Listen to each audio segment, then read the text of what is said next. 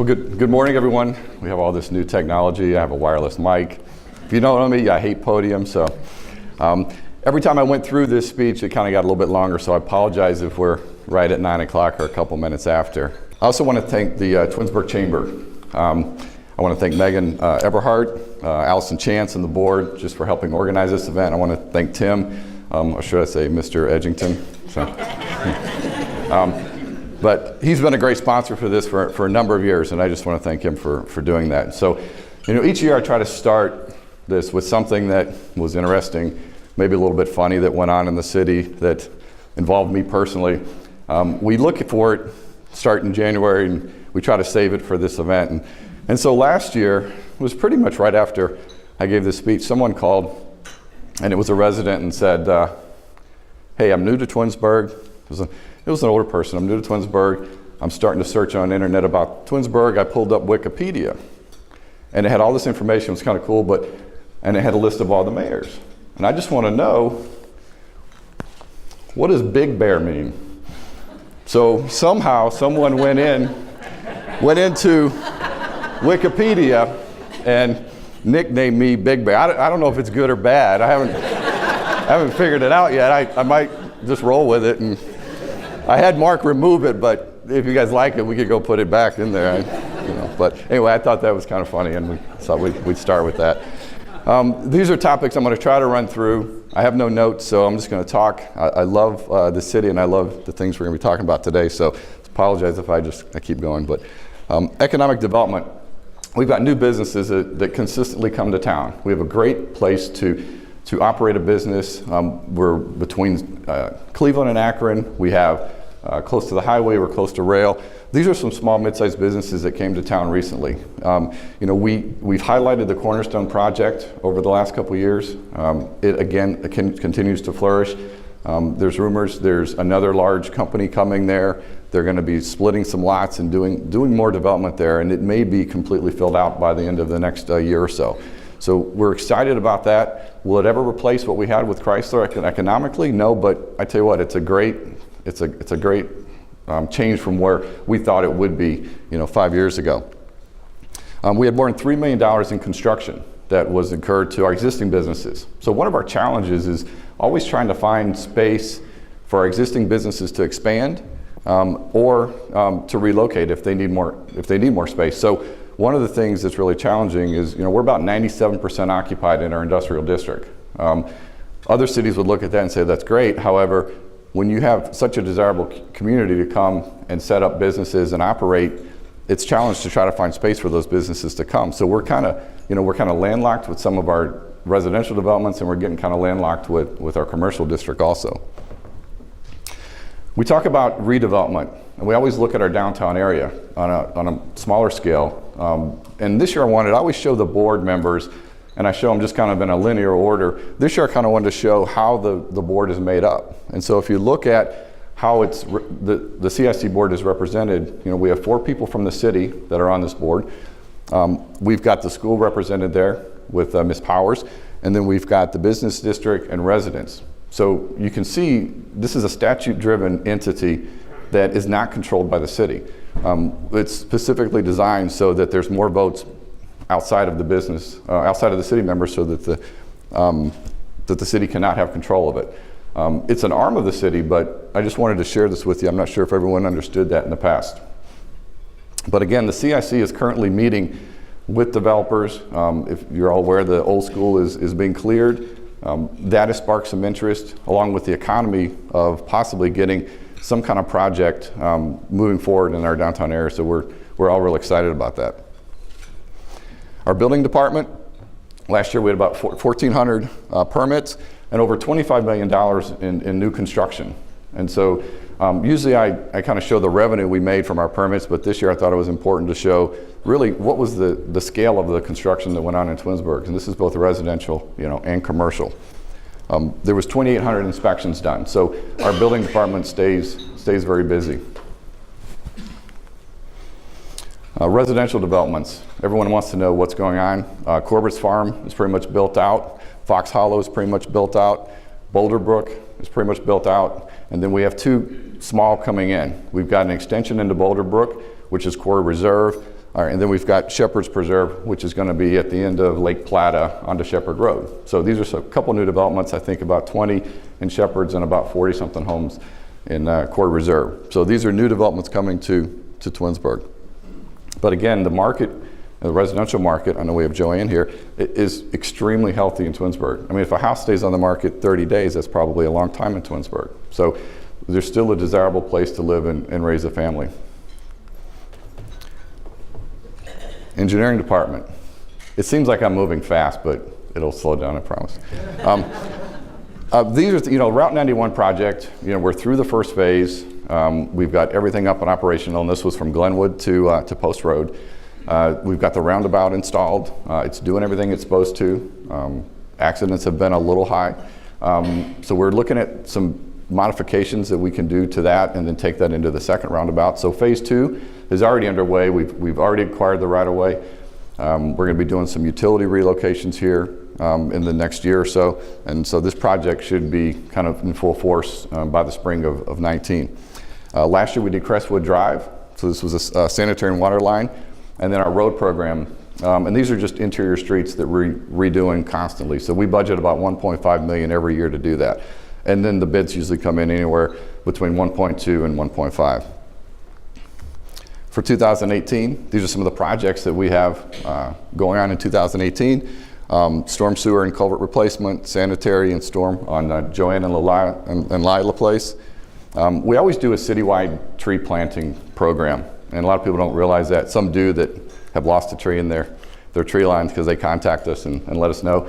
But we plant about 300 trees a year, so some of the residents don't realize that we're constantly trying to, do that. The storm in November didn't help that situation, but I don't think it impacted much of our tree line. It was more backyards and woods and those kind of things. And some of the older developments that had larger trees really got impacted. You'll see some later slides.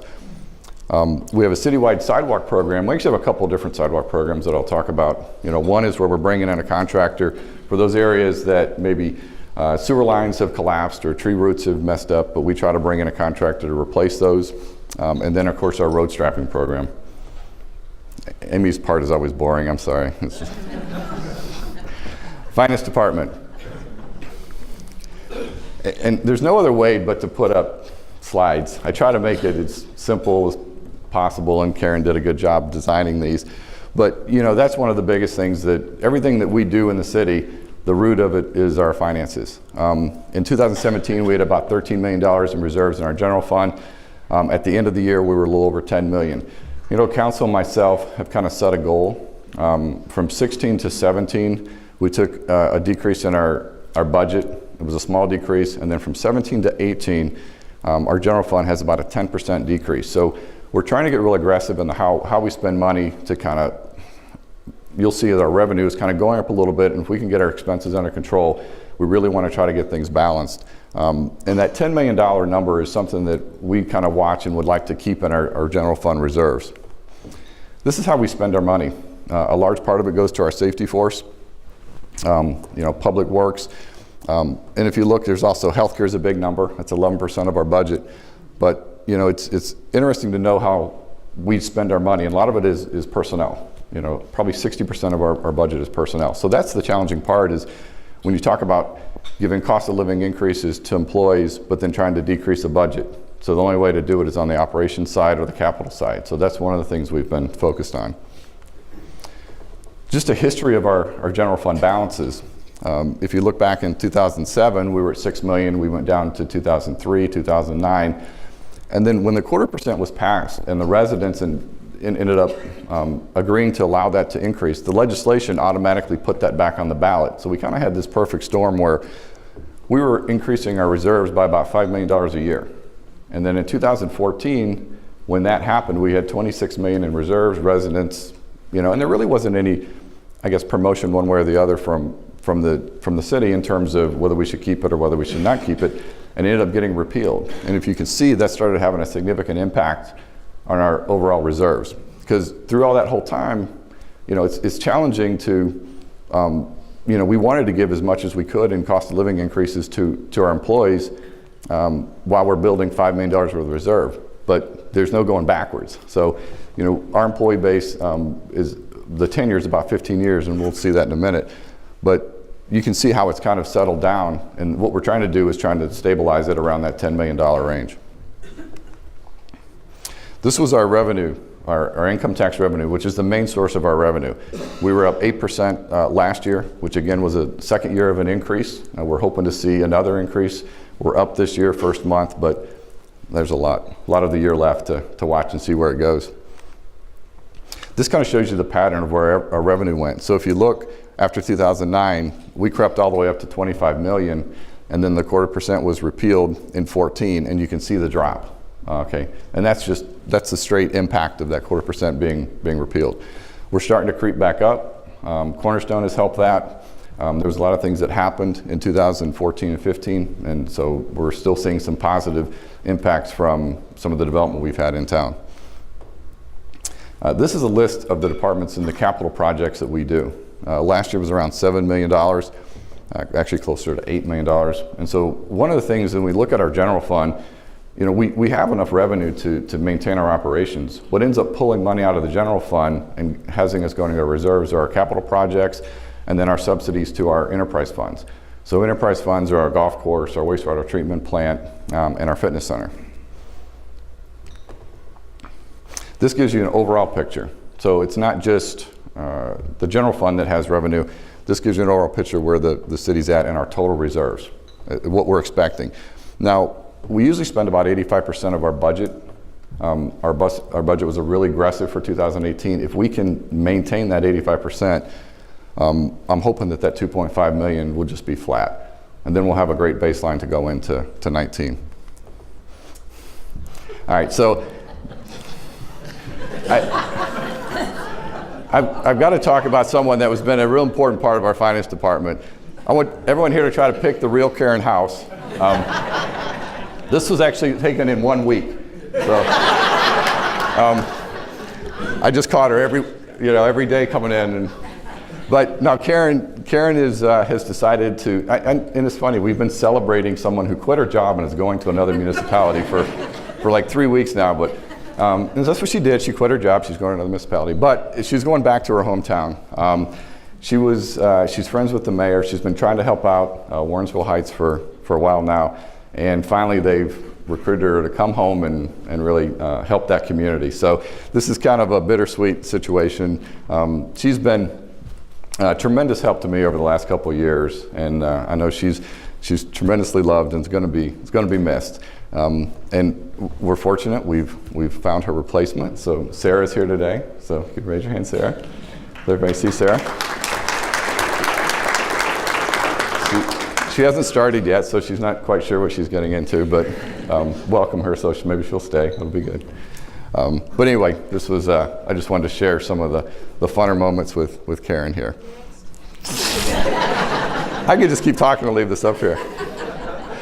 Human resources and IT. So we're at 179 full-time employees, about 135 part-time. Each year we hire about 120 seasonals. We try to give jobs to high school kids, college kids in the area, and it's just it's a great opportunity, whether it's a camp counselor, a lifeguard, whatever. If you know any lifeguards, we always are looking for lifeguards. Last year we had 12 full-time employees. We hired and 59 part-time. If you look at our retention ratio, our turnover, 3.9%, which is great for our full-time employees. That's extremely low. We're much higher part-time because we have fitness center employees. We have all different kind of things that lead to that turnover. But if you look at our tenure, that continues to grow. It's gone from 14 years last year to 15, right? Now we're moving up above 15. And I think that's just a statement to the city that it's a great place to work and people enjoy staying here. I love working every single day. I love who I work with. And one of the cultures, the culture that I want to make sure is that we all have fun doing what we do because, we spend more time with the people we work with than probably what we do at home. So, anyone new coming into the city, I always want to make sure that they're the right fit and that it's going to be a long-term commitment for them. And usually if they start working here, it ends up being a long-term commitment, as you can see by this. One thing I want to really highlight that I'm extremely proud of this year of all things. So when I talked about that 11% of our budget, that's about $3 million that we spend on healthcare. When I took over, our claims ratio was right around 126%. So for those that know what that means is that the insurance company was paying out 26% more than what we were giving them. Those who run businesses here know that that's an extremely challenging situation to try to negotiate rates in. First, they came to us with about 28%, 29% increase. We worked it down into the mid-teens and started basically saying, look, we got to change some things. Started educating the employees. We have a move toward an HSA. I started a wellness program, so we're trying to get our employees active. I think the combination of all those things kind of led to 2016. We went down to 94%. We ended up with about a 7 to 10% increase in our health insurance. Again, we kept doing what we were doing. We've got more people in the wellness program. We're trying to educate them more about how they spend their claim dollars. Last year we were at 67%. I mean, that's a huge decrease from where we were 3 years ago. And for the first time in Twinsburg history, we were flat. All right, no increase. And that's amazing to go in a 2-year period to convince MMO that, hey, the things we put in place are gonna stay and keep us flat for this year. So we were able to negotiate that. Colette did a great job helping with all that. Good. This is just a screen highlighting our wellness program. We've got 67 participants now. We're trying to increase that. You know, one of the things when I'm really into fitness and all that, so my focus had always been on working out, but as we've kind of looked at the program over the last couple of years, we're looking at different ways of getting people involved. Wellness being overall wellness, whether it's service work to your community, whether it's attending nutrition seminars, it's just kind of an overall wellness program. And so Jen has done a great job trying to help organize that and change it, really take feedback from the employees and you know, give them a program that they want to be part of. So we're continuing trying to grow that. All right, moving on to safety forces. I thought that was a great photo. So I could have put one of Chief up there, but I thought this was better. Last year we did over 2,900 calls. Again, we're continuing to see this increase in call volume. As our population ages, it's putting more and more strain on our fire department. The ambulance calls that are going out, which is a primary part of their business, is starting to increase. We're already seeing, I think, this first month, like a 25% increase in January, which hopefully that smooths out a little bit, but that was a large January that we had. We do inspections, and then there was over 400 hours of training that went on in our fire department. A couple big events. Our fire open house is always just a really fun event. For those that don't come, we get a couple thousand people, kids running around. We open up the fire station.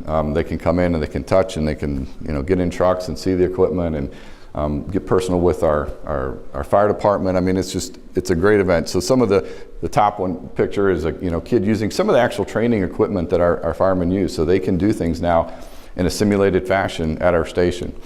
You can see the bottom picture, the crowd that was roaming through that night. We had new firemen that we swore in this year: Brandon Cooper, Ryan Nutter, and Tim Siegert. These are guys that joined our fire department. Hopefully they'll be here a long time. Our fire department's same as our other departments. They're aging, so we're starting to see some retirements come up and planned, and we're constantly going to be looking. And the safety forces is challenging. It's challenging to find qualified people this year. I mean, it's something that you definitely see in our police department, and we'll talk about in a little bit. But we found some good guys. Hopefully, will be around a long time. CERT team. I really want to mention our CERT team. This is a group of volunteers that spent hours and weeks of training to be our community emergency response team. And that sounds like something that would come out only in catastrophes and those kind of things, which they do. However, our CERT team goes so far beyond that. I mean, they spend time at every single event that we have. Any big event, whether it's a concert, whether it's Twins Days, you're going to see someone in a green shirt or a vest directing traffic. And I had to ask you just to kind of thank them for their work, because they're kind of behind the scenes doing a lot of stuff, just controlling crowds and managing parking lots and just doing a lot of different things. But these people give up a lot of their time throughout the year to help keep our community safe and our events under control. All right, our police force. Last year we had over 29,000 calls. And so, our police force, while we have an extremely safe community, it seems very quiet. There's a lot of things that happen in our community. We had 1,700 citations and arrests last year, and we had 564 accidents. Not all of those were in the roundabout, I promise. You know, I think some people think all 564 occurred in our new roundabout, but they did not, I promise. And so, you know, they stay extremely busy, but they do a great job. We were able to swear in some new officers. And I'm really proud of the young guys that we have on our force these days. Again, we've got some retirements that are happening in our police department. These are 3 new young guys that we brought on: Rodney Gist, Alex Lovaz, and Larney Zellner. Larney's kind of grew up in town, so it's cool to have him as part of our police force. But I think they're going to be great additions and hopefully long-term here. One of the programs that we do, Officer Fido down on the left here helps organize, is our Shop with a Cop. You know, and this is just a special program that gets some recognition, but I wanted to highlight it. Up top is a picture of just Twinsburg. So we had 50 kids that were registered. We had 8 kids show up. Just showed up. And we had, fortunately, the resources to include those 8 kids. So we had 58 kids that went to Target. Now, before we go to Target, we go to Stowe High School, where there's probably 30 police departments with kids like this that show up. So you can imagine what that was like. And then we all go sirens and lights in a line to Target. And it's really a fun event. So if you're looking for anything to get involved in, whether you're a business or an individual, reach out to our police association, because they do a fantastic job with this. I think we spent $13,000, $14,000 on this for the kids last year. So I mean, it's a huge event to really give kids a Christmas that may not really get one. National Night Out. This is another fun event that we do. We started a couple years ago. Officer Mahort brought it to the community and said, "Hey, I did this where I used to work, and I want to bring it here." And it's something that happens across the country on the first Tuesday of August every single year. We did it a couple years ago, and it was a lot of fun. We had a great turnout. It grew again last year. But you know, if you haven't been part of it, I encourage you to come. We have our police force, we have Reminderville, we have the sheriffs, we have the SWAT team, we have BCI, we bring in the Army Reserve vehicles. It's just a lot of things for the kids to kind of do, and it's a way to, you know, bring our community and our police force together. You know, it's really challenging times these days to bridge that gap with all the things going on around this country. So one of the things that this event does is it really helps our residents get to know our police force. But some of the pictures, I see, good looking, you see Rachel up there, don't you?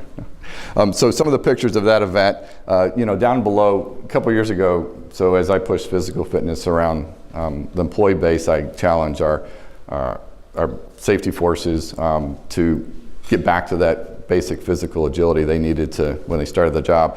So we ended up having a competition between police and fire where we kind of blend a couple of those events, and we do it in front of all the community at the stadium, and it's a really fun time. And I think they're starting to embrace it a little bit, because first year police won last year, completely an underdog. If you looked at the police crew that was out there competing, but experience won, right, Basso? Experience won. So you can see this is the final picture of their winning guy coming across the finish line. A couple things that happen at these events also. So I kind of showed last year, if you were here, Yasso enjoys biting me. So, and last year, my arms were destroyed from Yasso, and I did not want to do it again this year, but they talked me into it because we got a new suit. And I can tell you, that new suit is great. He could chew on me all day and I wouldn't feel it. But I think that's his last official bite, or attack, I don't know which is the right word. But so anyway, Yasso is retired now, and we have a new canine that we've brought onto the force. The bottom picture is it's one of those moments where kind of sums up the competition we had. We have Lieutenant Dunn. If you know Lieutenant Dunn, that's a perfect picture of Lieutenant Dunn. So Officer Milhone, who's one of my young guys who should not be, after running a half a lap, should not be laying down, you know, gasping for breath. But Lieutenant Dunn saw an opportunity to go over and get a good photo shot. So went over and pretended to do CPR on him, and it just worked out great. Caesar, here's our new canine. So he's currently being trained. I haven't met him yet because he's a little rough around the edges, but hopefully he's prepared to attack me next year at or this coming summer. All right, Public Works. Again, some more data. I just want to throw out some of the things that Public Works kind of does. Was a very mild winter last year. We still went through 6,700 ton of salt. If you look at the different things that our service department does, and a lot of these things don't really occur in other communities. If they do, you're probably paying extra for them. But our residents are blessed to have all these services paid for by the city. Branch chipping, I separated branch chipping also in the November storm. I'm going to talk a little bit about the November storm in a second. But you can see that storm impacted us tremendously. We had over 2,000 yards of material that we processed in, I don't know, 6-week period after that storm. And we're still going to be going through it. I know, our service department is, dreading when the snow melts and all of a sudden all the stuff from the backyard start coming out. Hydrant painting, last year I showed you that we have a system now. We can paint hydrants very, very quickly, very efficiently. So we did 600 of them last summer. Sidewalk leveling, again, this is something extremely rare that, when I started, we were looking at different ways of trying to fix some of the unleveling in our sidewalks, our older developments. And I had Chris purchase some equipment, and we've got guys pretty well trained now where it's typically a resident's responsibility. So when a sidewalk's unlevel in front of your house, it's, your home association might send you a letter or a city might.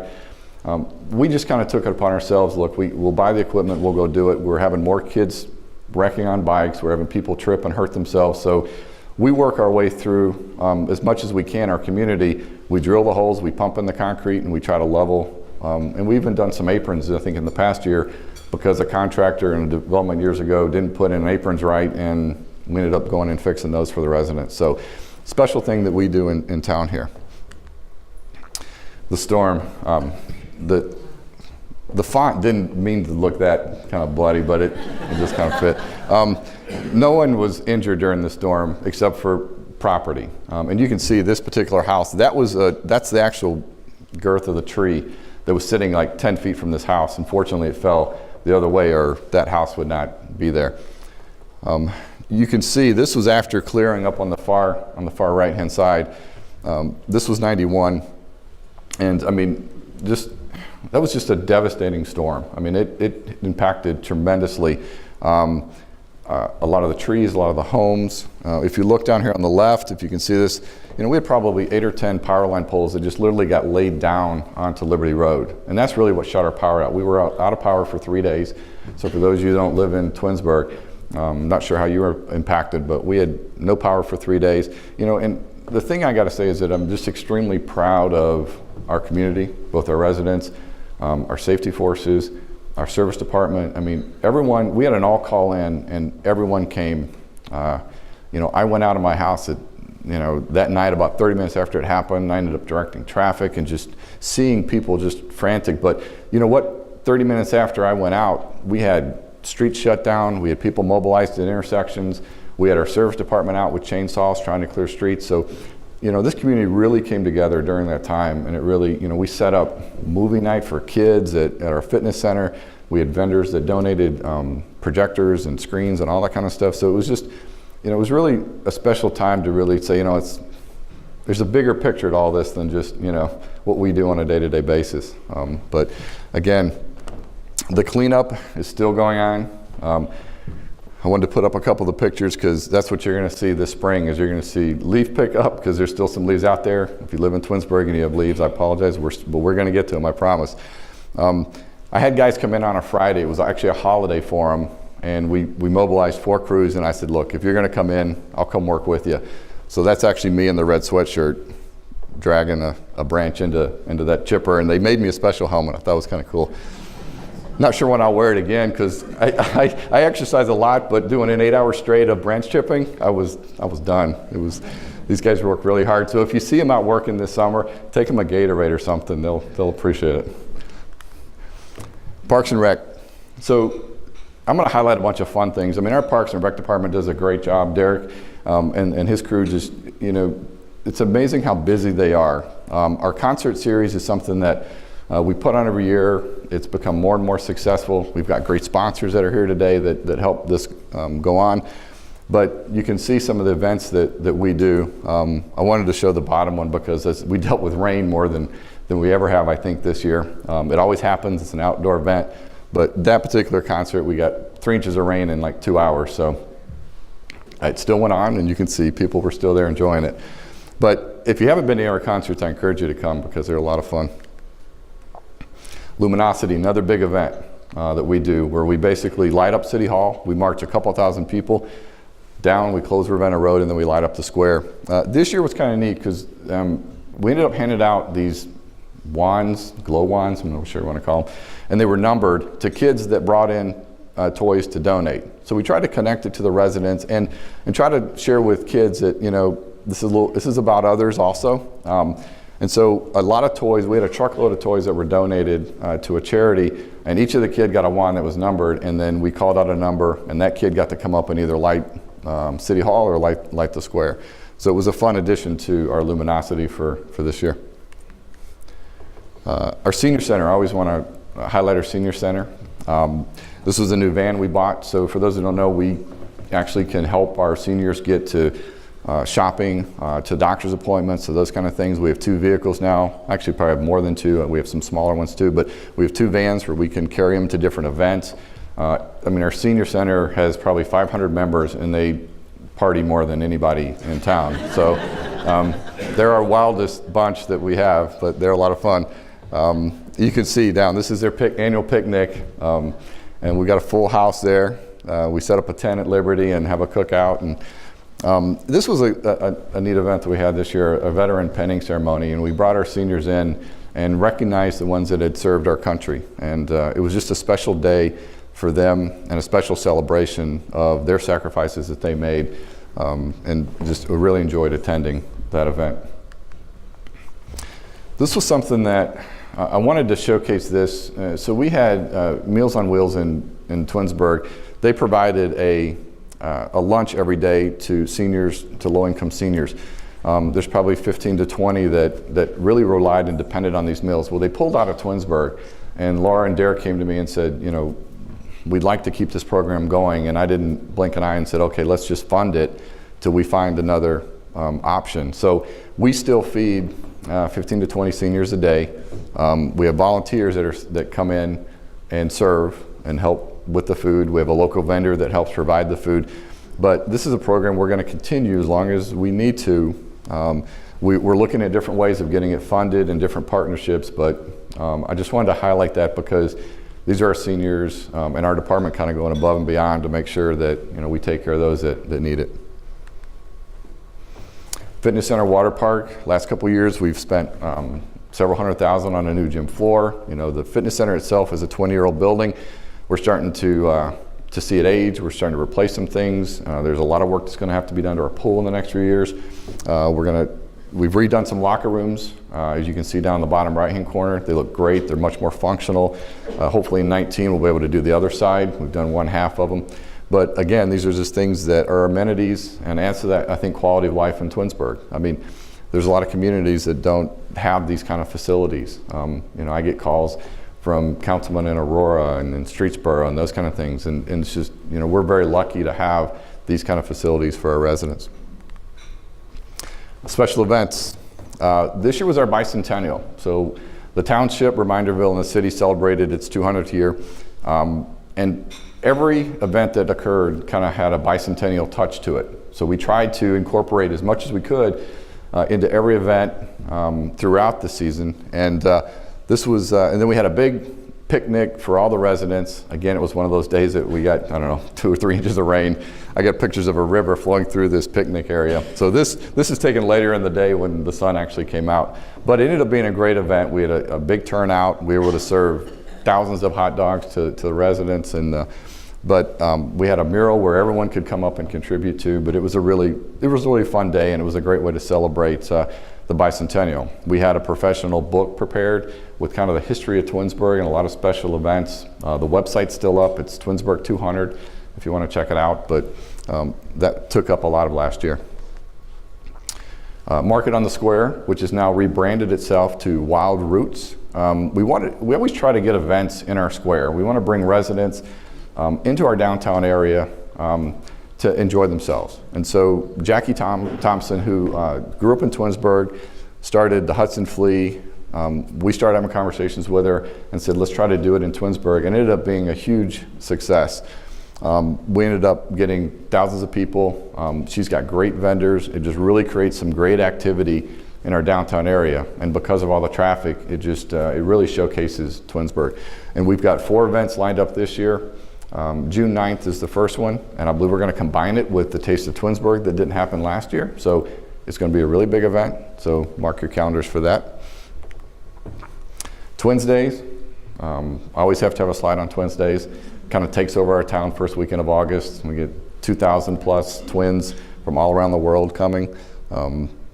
These are just a couple of the photos. The parade you can see is just a huge, if you've never been to the parade, you should come to the parade. It's just a huge event that lasts for, seems ever, but it's about an hour. it's about an hour and a half. Now that I'm mayor, I have to judge. I mean, it's like, so, but it's really a fun time, and it helps a lot of our business activity during that time. The list on the left wasn't really meant for you to read. It just to kind of show you, this is Parks and Rec's kind of annual events that they put in a list to kind of help keep them on track. It had dates associated with it, but I couldn't fit the dates up there. But it kind of shows you all the different things that we do, whether it's for seniors or for kids. I mean, there's, we have, trick or truck, and Halloween for our kids. We bring Santa into the fitness center. There's just a ton of events that go on. These are just some notable events that are happening. The one on the top, though, I want to kind of highlight. Joan McFerrin and Assistant Chief Basso and myself, when I first started, we've had a couple incidents in Twinsburg, and then we kind of realized that all our employee staff everyone that worked for the city, a lot of them were not CPR and AED trained. So through the fire department, we organized and just made it mandatory that every employee that works for the city of Twinsburg is going to be certified in CPR, first aid, and AED. And so we had all our employees go through that. And then we talked about taking it to the next step and said, well, let's do the community. Wouldn't it be great if we could get a majority of our residents certified in CPR and AED? We had a couple of serious events where AEDs were used this past year to revive, cardiac arrest, a high school kid, and then one of our high school coaches at our fitness center that was on a treadmill.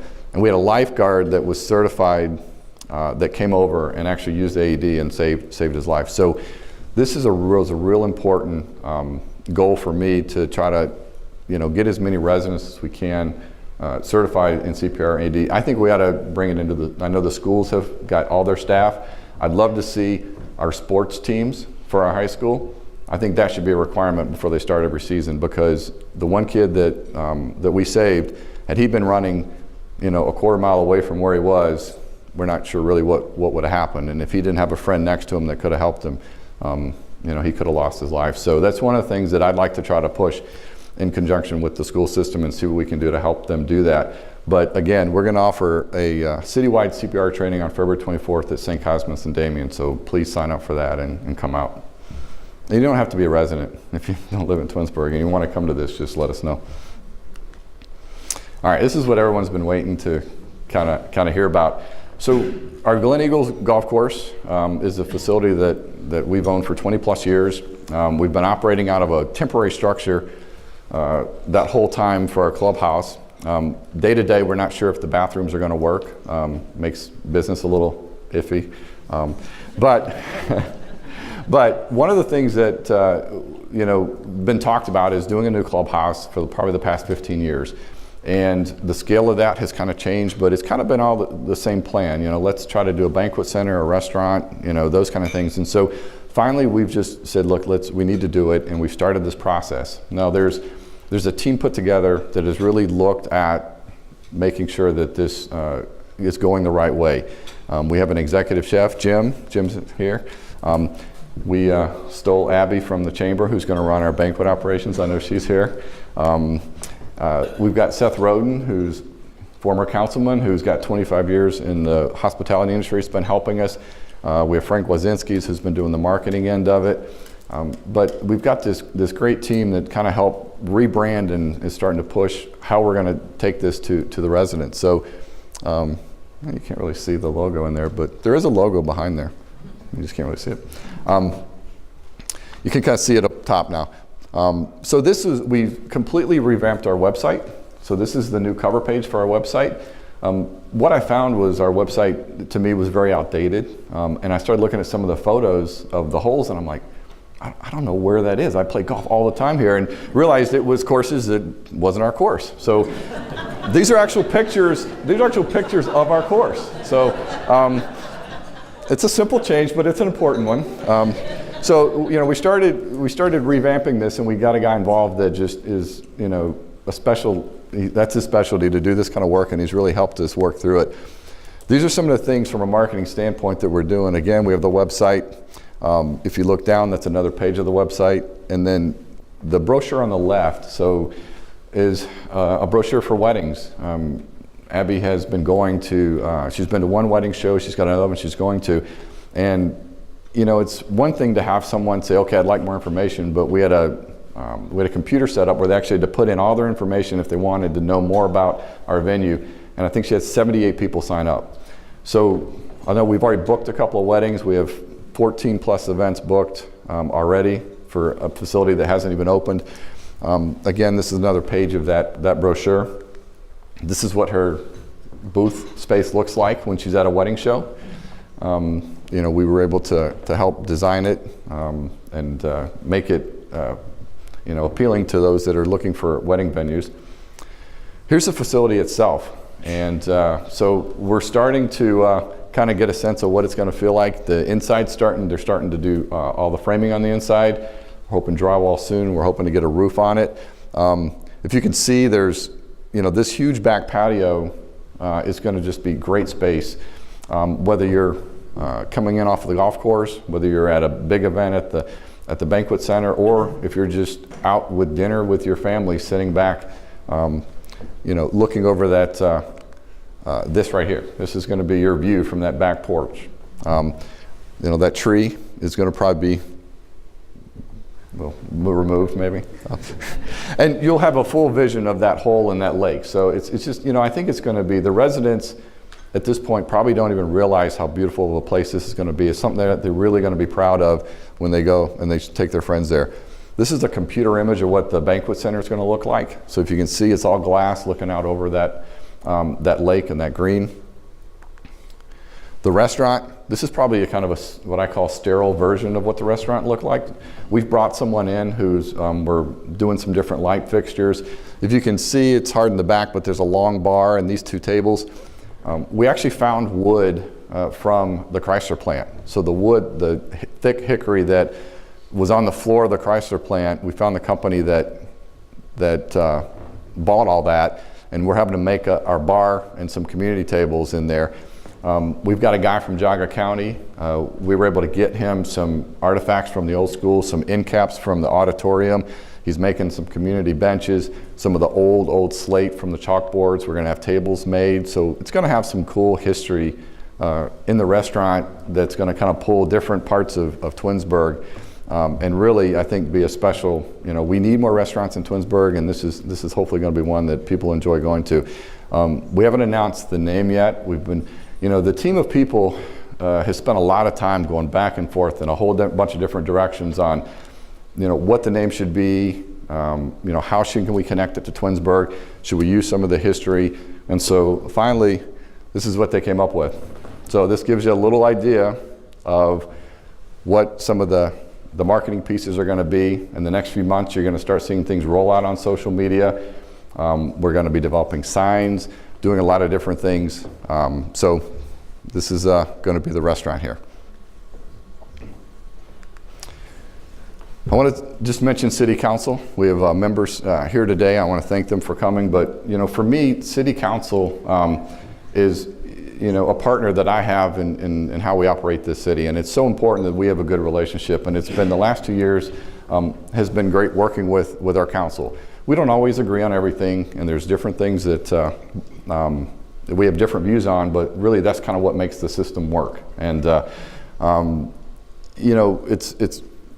it's great for a mayor to know that he's going to have supportive council as you try to move forward and doing different things around the community. And I just want to thank them for all the work they did in 2017. Next, I want to thank Sharon, who's here today. she really, I couldn't do this job without her. You know, she takes care of our family life, our social life, everything else, and just lets me run crazy with my schedule and do things that I need to do for the city. But she's a tremendous help. I love her dearly, and just I know that I couldn't do this without her. All right, then I've got my kids. I had an old family photo that I've used the last 2 years, so I had to find something different. But kind of some proud dad moments. My daughter Emily's here today. She just graduated from Miami, and is getting ready to venture off into the real world.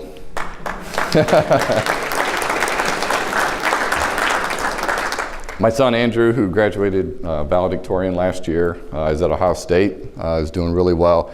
And then my son Brad, I taught him how to do the bow tie thing. So, is a junior and is doing everything he's supposed to do. Academically, he's a sports kid. So I'm anxious to see where that's gonna lead him. But again, they see the sacrifices I make, and it does impact your whole family when you're in public service like this. Lastly, I always end with a quote, and it always comes from the Bible. And I think there's so many things that we can pull that impact our lives every single day. I was with my wife last night, and we were just talking about life and a lot of different things. And I said, I'm doing a speech tomorrow, and here's the quote I'm going to share. And this quote really, it could touch anything we do. But do nothing out of selfish ambition or vain conceit. Rather, in humility, value others above yourself. And I think in public service, that's so important. We're never going to make everyone happy, but if we do what's in our heart and we do what we think is right for the whole community, everything will go the way that it is supposed to do. But this is something that I just want to leave you with today. And I thank you for listening, and hopefully you learned a little something more about Twinsburg.